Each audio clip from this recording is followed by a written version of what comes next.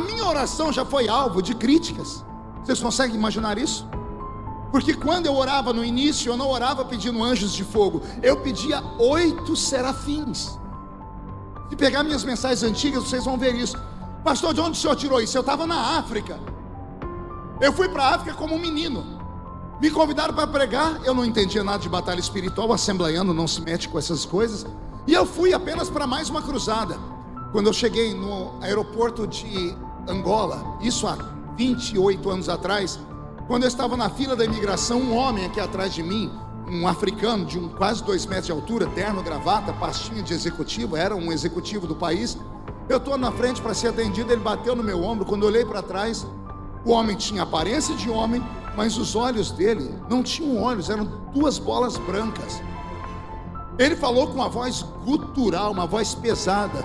Ele disse para mim: o que você veio fazer na minha terra?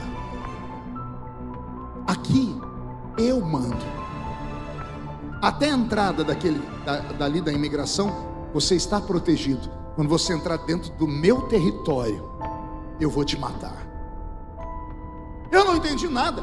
Quando eu fui falar com ele, ele piscou o olho, voltou, os olhos dele ficou normal. Eu não estava falando com um homem, era uma entidade. Mas eu nunca estudei sobre isso. Eu pisei dentro do país, atravessei a imigração. A irmã Ceci, uma empresária portuguesa que foi quem me levou, ela me tirou dali. Eu dentro do carro comecei a passar mal. Fui para o apartamento dela, me tranquei no quarto. Um espírito de loucura tomou conta da minha mente. Eu bati a cabeça na parede. Eu fiquei 4 dias sem comer. Eu ia dormir e sentia gente dormindo do meu lado. Ela foi enchendo o apartamento dela de gente de oração que conhecia esse mundo. Eu não conhecia esse mundo. Eu não estava preparado para isso. No 4º dia, quando eu já estava desfalecendo, onde eu já via, eu comecei a ver coisas dentro do quarto. E para mim era porque eu não estava comendo, eu não sentia fome. Depois do 3º dia de jejum, você perde a fome. Eu estava mais no outro mundo do que desse. Eu dobrei meu joelho e o Senhor falou comigo: faça esta oração. E o Senhor falou no meu ouvido: 8 serafins. O Senhor disse: olha os 4 cantos do quarto. Eu olhei e disse: peça para que eu coloque 2 em cada canto desse quarto. E quando eu falei: Senhor, mande 8 serafins, 2 naquele canto, 2 nesse, 2 nesse e 2 nesse. Quando eu terminei de fazer isso, explodiu algo dentro do quarto, um barulho que quase tremeu o apartamento. O quarto foi tomado por uma fumaça, mas era uma fumaça fedida. Depois eu descobri o tal do enxofre. Eu fiquei todo arrepiado, consegui levantar, botei a mão na maçaneta da porta. Quando eu abri, os irmãos estavam na porta olhando. O que foi que aconteceu? Eu disse: está cheio de fumaça. Uma irmã entrou orando em línguas e disse: o diabo foi embora, o Senhor te fortaleceu.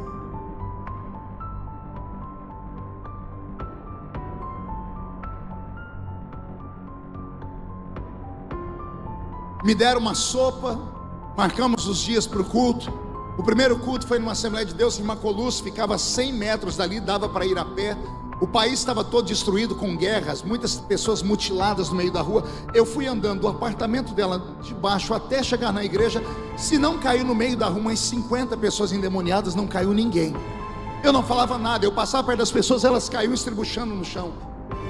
Eu comecei a perceber que existe de fato armas espirituais. Existe de fato profundezas espirituais que nós não conhecemos. Não conhecemos porque temos medo de entrar nas águas. Temos medo daquilo que nós não conhecemos. E eu fui me envolvendo com Deus. Naquela época, dentro de Angola, eu preguei em 40 dias. Foi a primeira vez que eu vi milagres acontecerem, ossos nascerem onde não tinham, pessoas serem curadas de forma miraculosa. Eu voltei para o Brasil com uma outra visão. Fui sentar com os meus pais, eles disseram: calma, cuidado para não ficar fanático. Comecei a fazer as minhas orações por onde eu ia. Senhor, manda anjos ali, anjos aqui. Eu fui chamado pelos pastores mais conhecidos desse Brasil. Me lembro como se fosse hoje em São Paulo, num shopping. Marcaram comigo uma reunião numa sala fechada e disseram: olha, você tem que parar de ficar pedindo anjo na sua oração. Eu falei: por quê? Porque os anjos que você está pedindo são anjos que ficam apenas diante do trono de Deus, que são serafins. Eles não descem à terra, são anjos disso ou daquilo. E me deram uma sistemática teológica. Aí eu falei: mas se eles ficam no céu, como é que eles queimaram os lábios de Isaías? Está escrito que Isaías, no ano em que morreu o rei Uzias, eu vi o Senhor assentado no alto e sublime trono. Os anjos voavam acima do trono de Deus. E eu disse: eis que estou perecendo porque os meus lábios são impuros. E o Senhor enviou um serafim que pegou com uma tenaz uma brasa de fogo do altar e queimou os meus lábios. Eu falei para eles: Isaías foi levado ao céu ou os anjos desceram onde ele estava? Aí engasgaram, não souberam falar. Não, o negócio é o seguinte: você para de falar isso, senão nós vamos começar a dizer nas revistas, nos jornais, que você é um herético. E eu fui falar com Deus, eu falei: Senhor, o que eu faço? O Senhor disse: vamos enganar eles. Continua orando, só não pede 8 anjos, só pede para eu mandar anjos de fogo. E por quê? Porque a palavra seraf significa aquele que arde em fogo. Ela é o prefixo da palavra serafim, ou seja, aquele que arde em fogo e é grande como um gigante. Eu continuo fazendo os mesmos pedidos, só que ninguém nunca mais me incomodou. Por quê? Porque são pessoas que acham que conhecem, mas não conhecem. O pior tipo de crente é aquele que, quando vê você falar em línguas, bater o pé no chão e diz: ó, quieta, que isso aí é coisa de menino. Se as pessoas soubessem o que acontece com um crente que leva ele para esse nível, quando ele praticamente é possuído e ele perde o controle sobre os seus membros, sobre a perna e braço, não é que ele não sabe o que está acontecendo.